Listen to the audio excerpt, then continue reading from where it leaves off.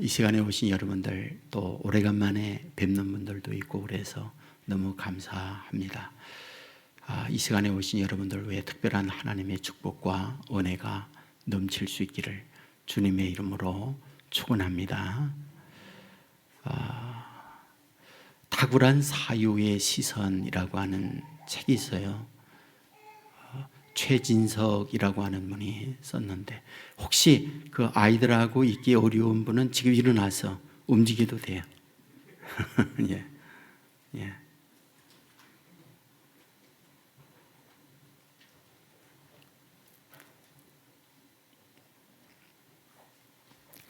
그 최진석이라고 하는 분은 이제 전남 한평이 고향이고 또 학교 선생님의 아들이에요. 그래서 대학에서 철학을 하고 또 유학을 갔다 와서 자기가 졸업한 서강대학에서 철학 교수로 지내셨어요. 지금은 명예교수로 있습니다. 그리고 건명원이라고 하는 이런 철학을 나누는 이런 공간을 만들어서 강의를 하는 이런 분이에요. 이분이 이 책에서 굉장히 우리에게 어떤 사유, 이런 부분에 대한 그 생각을 많이 갖게 하는 내용을 소개하고 있어요. 그 가운데 하나를 여러분에게 말씀을 드리면은, 그동안 역사는 중국을 중심한 아시아의 문화와 아시아의 힘으로 세계를 이끌어왔다라고 얘기를 합니다. 하지만 1840년 아편 전쟁을 통하여 그 판도는 바뀌어졌다. 곧 아시아가 저물고 서양이, 유럽이 세계를 지배하는 때가 됐다라고 얘기합니다. 그러면 그 출발점이라고 하는 것이 무엇일까? 아편 전쟁인데 그 아편 전쟁이라고 하는 걸 살펴보니까 결국은 무엇인가? 대포가 있고 총이 있는 유럽의 동양은, 아시아는 무릎을 꿇게 되어졌다라고 이야기합니다. 이제 이와 같이 중국이 저물게 되어지자 중국은 많은 고민을 합니다. 여기에서 다시 일어날 수 있는 길이 뭘까? 그리고는 서양을 공부해야 되겠다.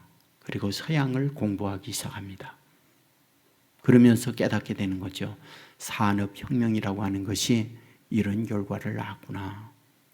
이 산업혁명을 통하여 기계와 산업을 통하여 대포 만들고 총을 만들면서 그 앞에 무력하게 무너져 내렸구나 하는 것을 알게 됩니다. 근데 문제는 산업혁명이라고 하는 것이 어떻게 이루어졌는가라는 걸 보았더니 그 배후에 정치 체제가 있다는 걸 알았어요. 그 정치 체제가 산업혁명을 이루었고 부강한 국가를 만들었다라는 걸 알았어요. 그리하여 그 기계화된 산업혁명 공부를 하면서 정치 체제를 받아들이게 됩니다. 그런데 그 정치 체계를 가만히 살펴봤더니 그 체계가 나오도록 만드는 배후가 있다는 걸 알았어요. 그것이 윤리였고 사상이었고 또한 철학이었어요.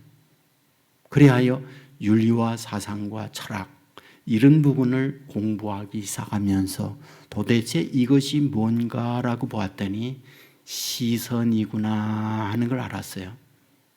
우리가 똑같은 눈을 갖고 있지만 어떤 사물이라든지 사건이라든지 이런 것들을 어떤 관점, 어떤 눈으로 바라보느냐, 여기에 따라서 전혀 새로운 세계로 진입할 수 있고 새로운 창조물을 만들어낼 수 있구나라는 거였어요. 저는 이 부분에 동의를 해요.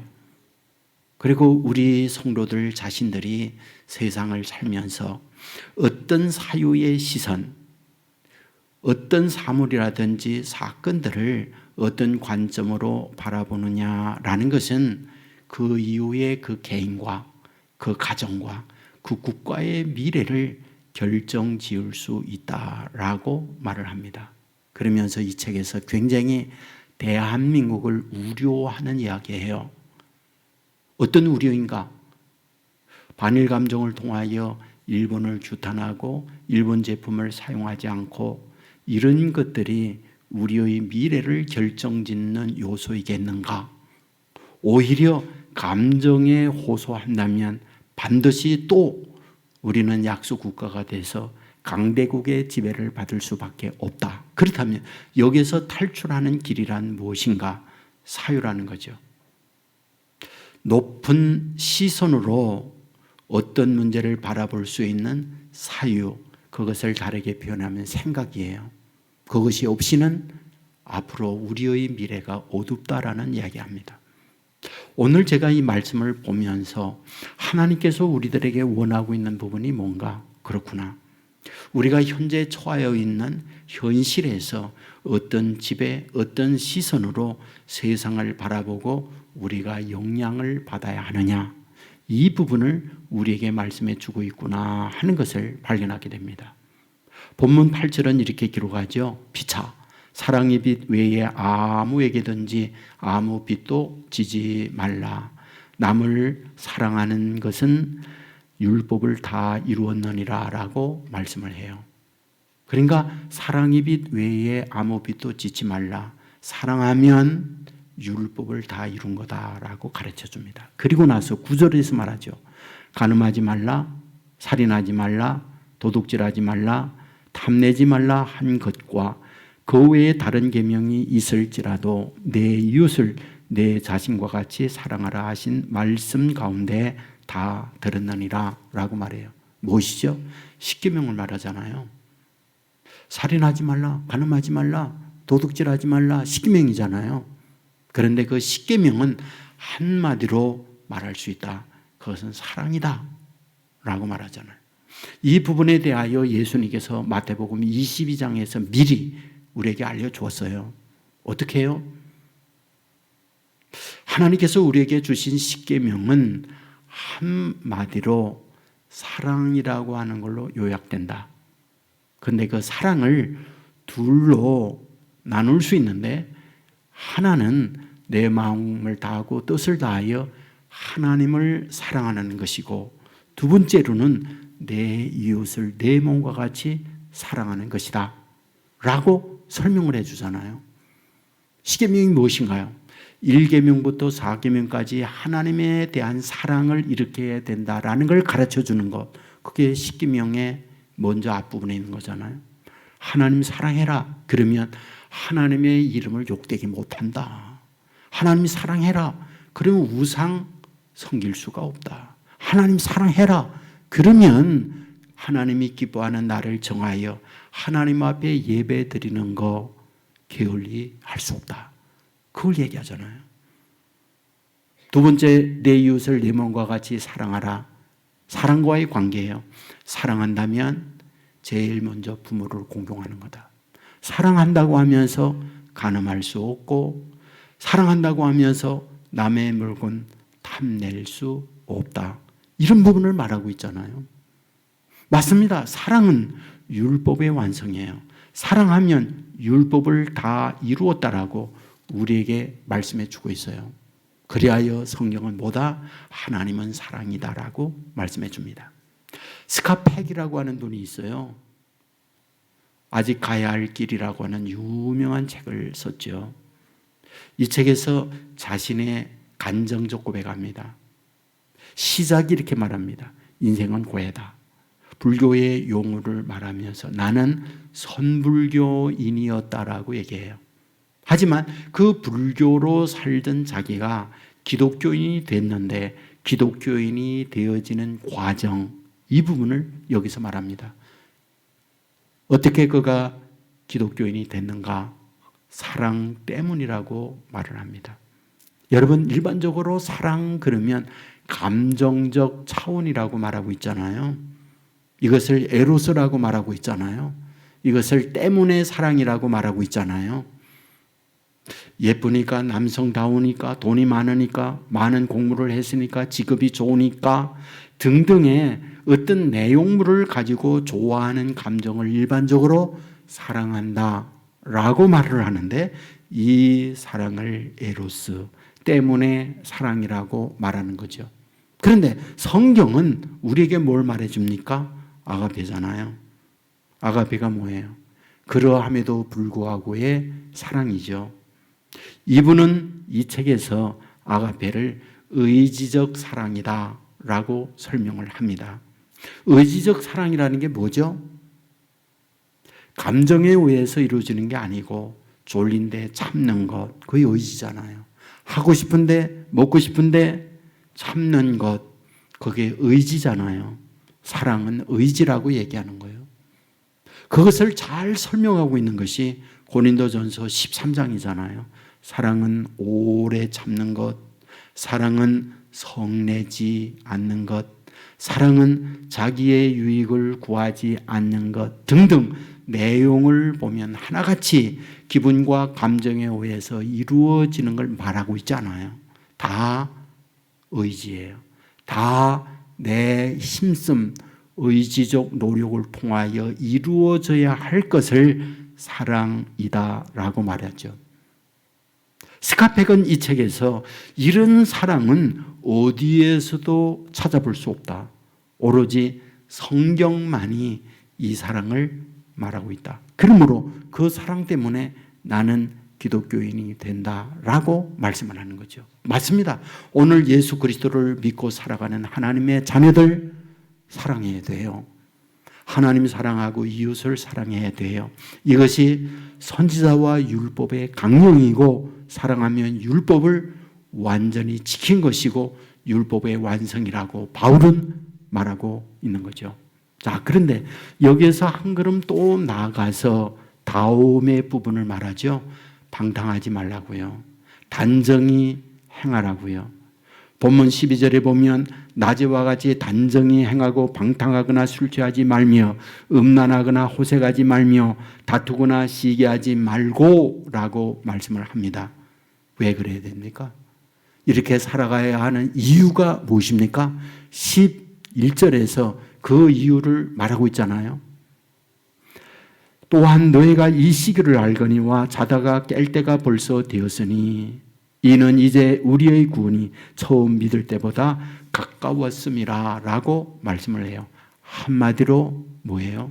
이 시기를 알거니와 자다가 깰 때가 되었다. 한마디로 뭐예요? 종말이죠. 종말을 말하는 거죠. 종말은 둘이에요.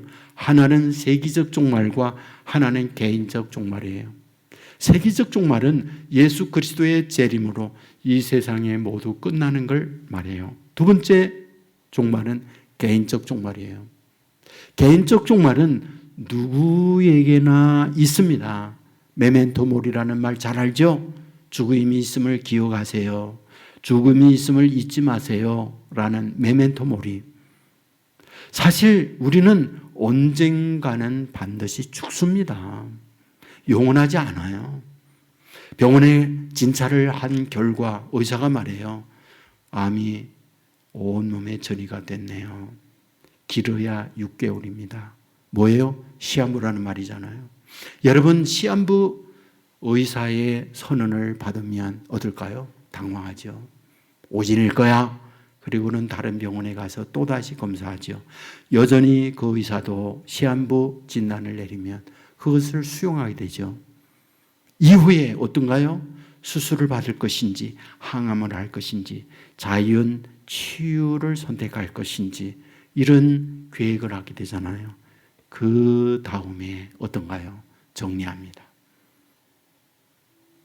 가지치기 하는 거죠. 직장이나 사업을 했다면 이런 거 자기가 할 수 없잖아요. 정리하게 되는 거죠. 서로 간의 관계 속에서 불편한 일이 있었다면 이런 것들을 화해하고 풀어내죠. 종말은 가지치기 하는 시간이죠.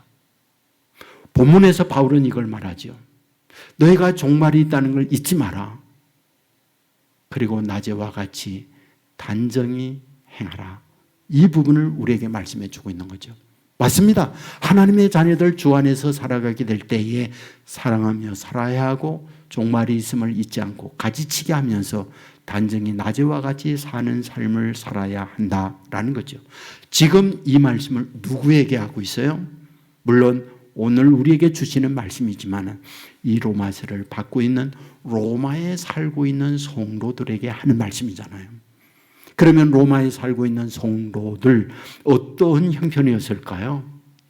여러분 성경을 보면 사도행전 13장에서 바울과 실라가 안디옥 교회가 안수하고 선교사 파송합니다. 파송받아 사역을 시작하게 될 때에 사역의 현장 어떻습니까? 물론 준비된 영혼들이 구원받고 주께로 돌아오는 역사가 나타나기도 하지만은 동시에 박해와 고난이 기다리고 있었잖아요. 여러분 13장에서 안수받고 파송되고 난 이후에 14장으로 갑니다. 루스드라에 갔을 때에 그곳에 있는 사람들이 바울과 실라에게 돌을 내려쳐서 거의 죽은 상태로 성 밖으로 끌어냈다라고 기록을 해요. 16장에 오면 빌립보 감옥에 갇혀서 매질당하고 죽음의 위기를 당했던 거 아시잖아요.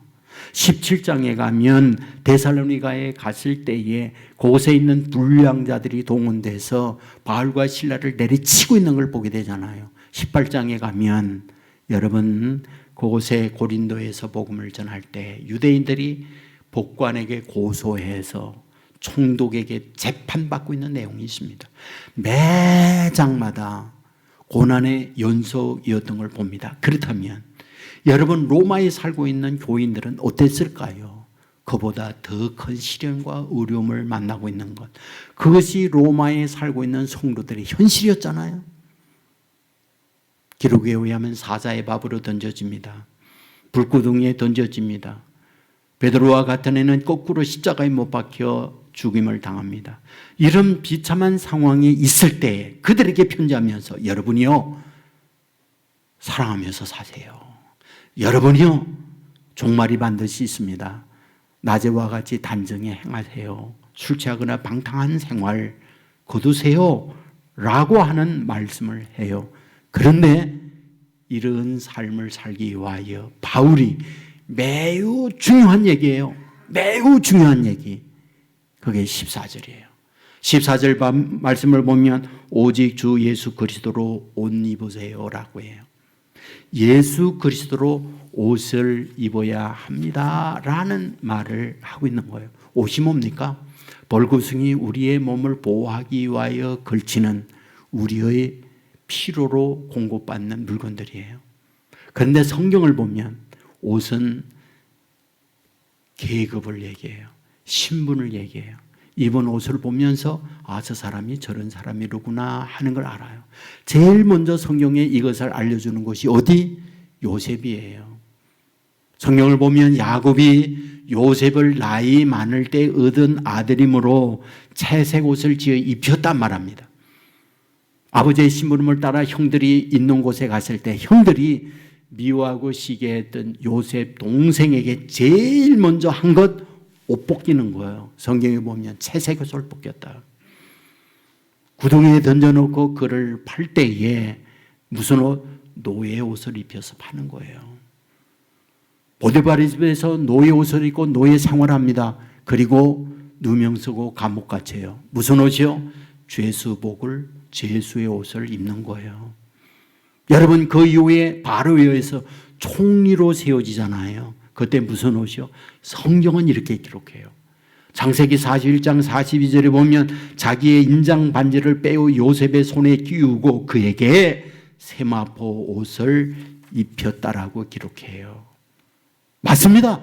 지금도 우리가 살 때에 어떤 옷을 입었냐 그걸 보면 저 사람이 저런 분이로구나 하는 거 압니다. 복관이요 복복 까만 가운을 입고 재판하잖아요.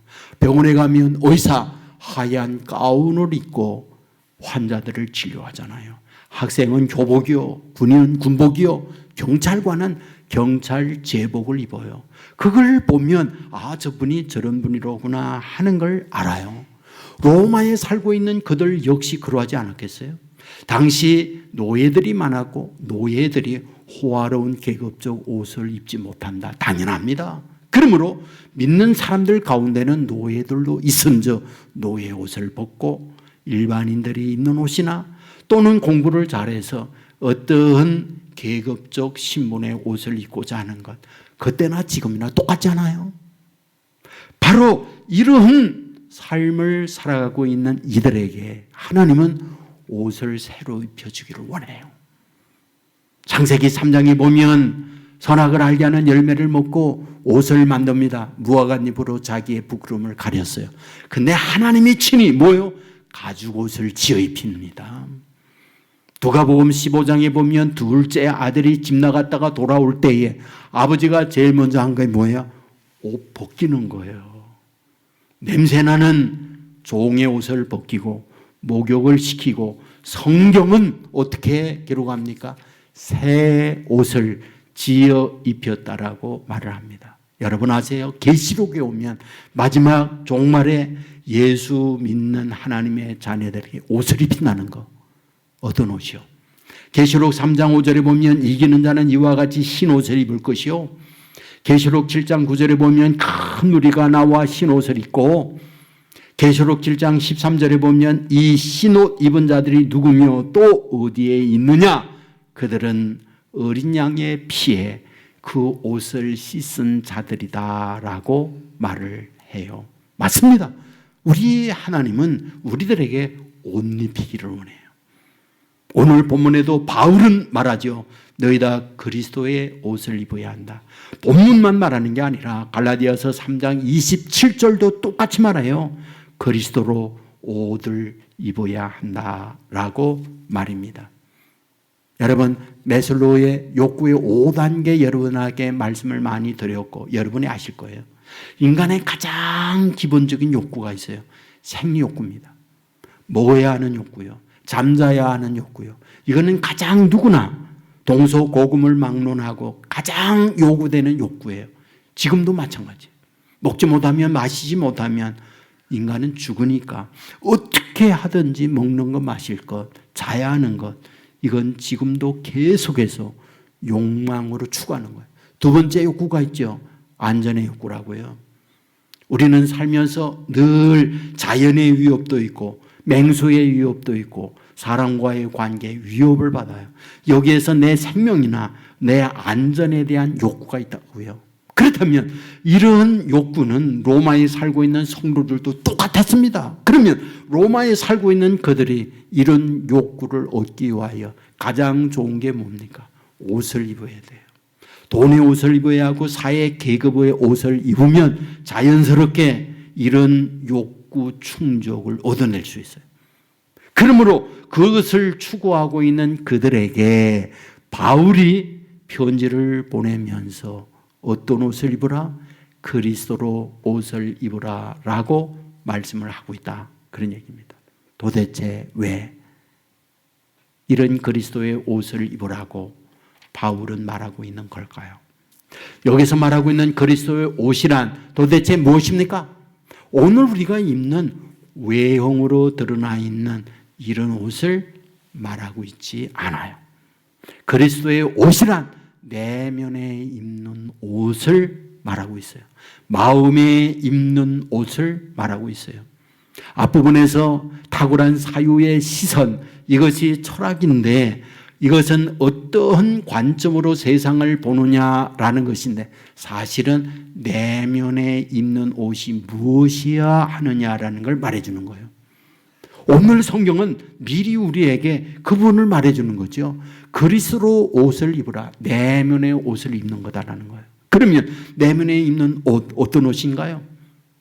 바울은 에베소에 있는 교인들에게 편지하면서 에베소서 6장 13절에 전신갑주를 입으라, 전신갑주를 입으라, 이걸 말하고 있잖아요. 전신갑주가 뭐예요? 진리의 허리띠고 의의 흉배고 평안의 복음의 신발이고 믿음의 방패고 구원의 투구고 성령의 금, 말씀의 금이라고 말하고 있잖아요.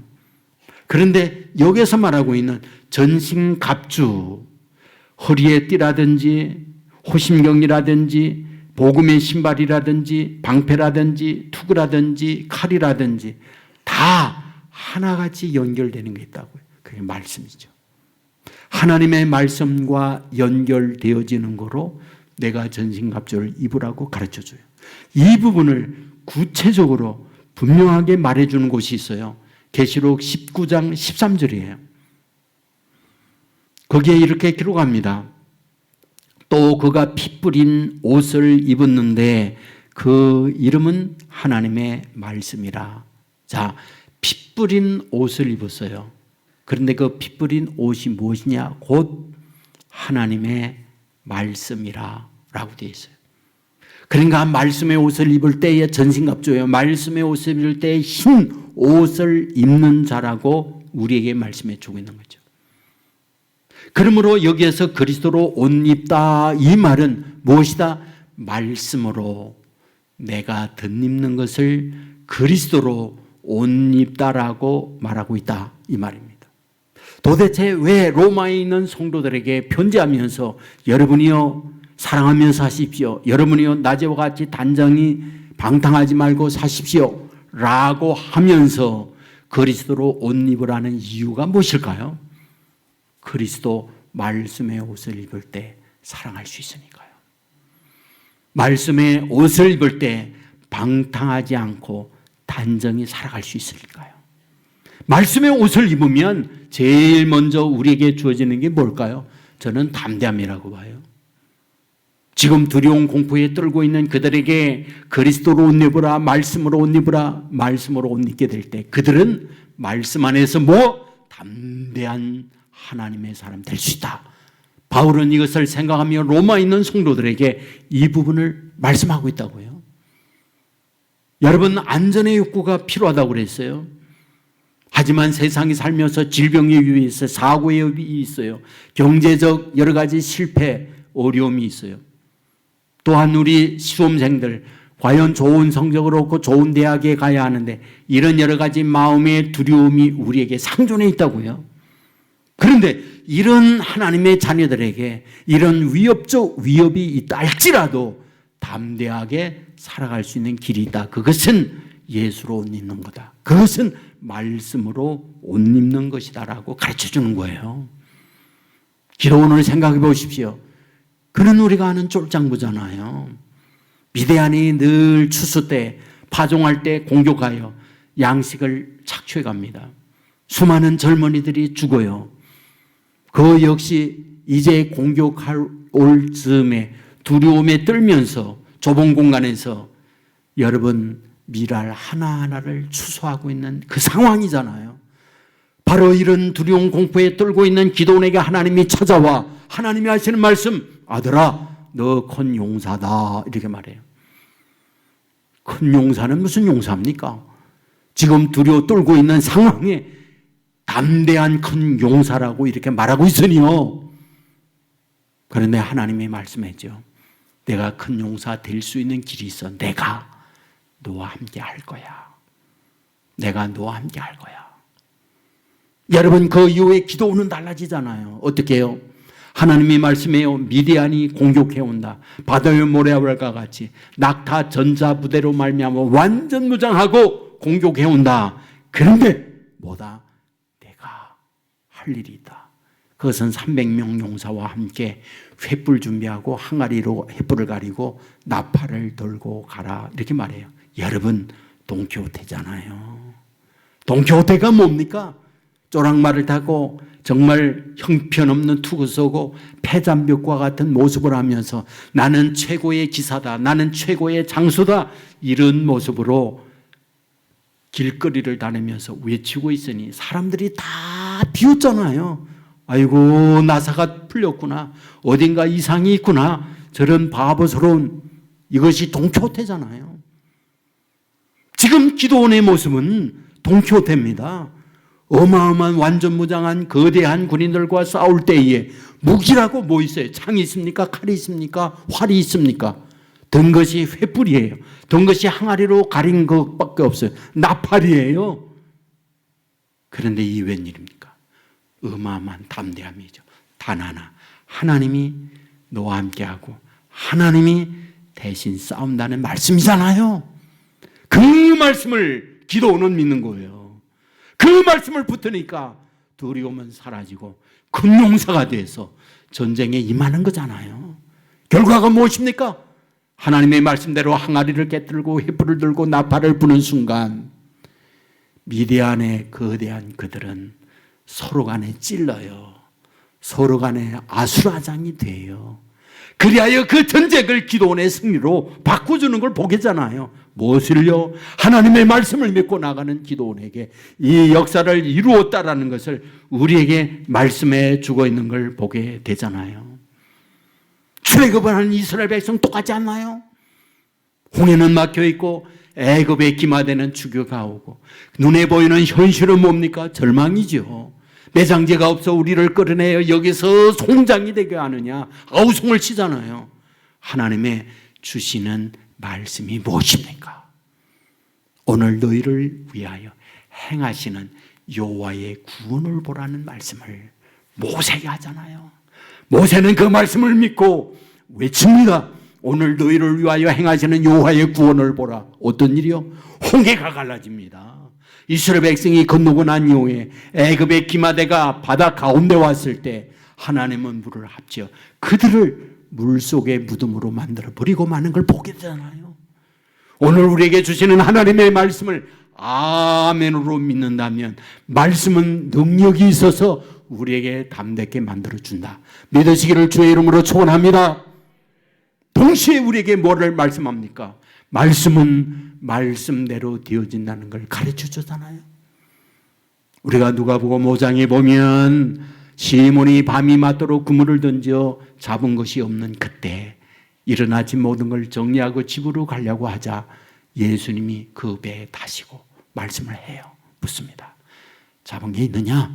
없습니다. 그러면 깊은 데 가서 그물을 내리라. 여러분, 이때 시몬이 한 말, 밤이 맞도록 수고하여 잡은 것이 없지만은 말씀에 의지하여 그물을 내리리다 라고 그물을 내렸더니 어때요? 그물이 찢어질 정도로 완전히 가득하게 물고기가 잡혔다.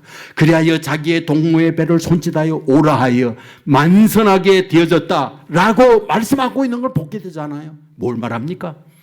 나의 경험, 바다에서 고기 잡는 데 관한 전문가 베드로 시몬이에요. 하지만 주님의 말씀을 믿고 자기의 경험을 내려놓고 말씀 따라갈 때 말씀은 능력을 행하게 하는구나 보여주는 말씀이잖아요. 마가복음 9장도 똑같습니다. 아버지의 아들이 귀신 들려 예수님께 가면 고침받을 수 있다. 이 소식을 듣고 가니까 예수님은 계시지 않았어요. 어디요? 변화산에 세 제자와 함께 올라갔어요. 나머지 9명의 제자가 귀신을 쫓기 위하여 여러 가지 방법 예수님의 흉내 냈지만 뭐예요? 귀신 안 나갔어요. 때마치 예수님께서 내려왔을 때에 아이의 아버지가 예수님께 오더니 하는 말, 당신이 뭘 좀 할 수 있다면 아들 좀 어떻게 보세요? 라고 비관적 말을 하잖아요. 그때 예수님께서 그 유명한 말을 하잖아요. 할 수 있거니 무슨 말이냐? 믿는 자에게는 능치 못함이 없느니라. 여러분, 이 말씀을 하게 될 때 아이의 아버지는 내가 믿나이다. 나의 믿음 없음을 용서하여 주소서. 그럴 때 아이의 귀신이 쫓겨나가는 역사가 나타나는 걸 보게 되잖아요. 오늘 저와 여러분에게 하나님이 주시는 말씀을 아멘으로 믿을 때 말씀은 운동력이 있어요. 말씀은 살아있어요. 바위를 부수는 강력이에요. 그러므로 우리에게 그 말씀을 믿으면 믿는 자에게 믿는 대로 되어지는 역사가 있다라는 것이 하나님께서 저와 여러분에게 하는 약속이에요. 이 말씀을 믿으시기를 주의 이름으로 축원합니다. 김진홍 목사님 여러분 잘 아시잖아요. 청계천에서 철거민들과 함께 사역을 하다가 그곳에서 쫓겨나면서 남양만에 가서 활빈교회를 목회하고 그곳에서 구례에 와서 두레교회라고 하는 걸 했죠.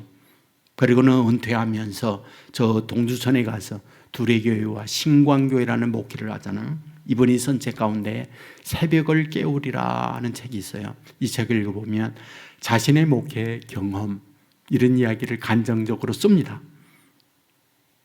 이분이 농마주의나 또한 하층민에 있는 사람들을 대상하여 목회할 때에 이분이 말씀으로 가르치니까 정보기관에서 의식화 교육을 한다 해가지고 정치범으로 잡아갔어요.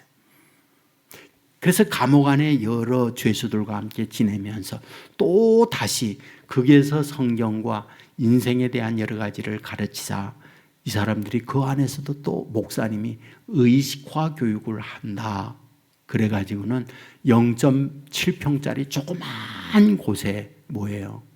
완전히 독방으로 쳐놓은 거예요. 그때가 언제냐?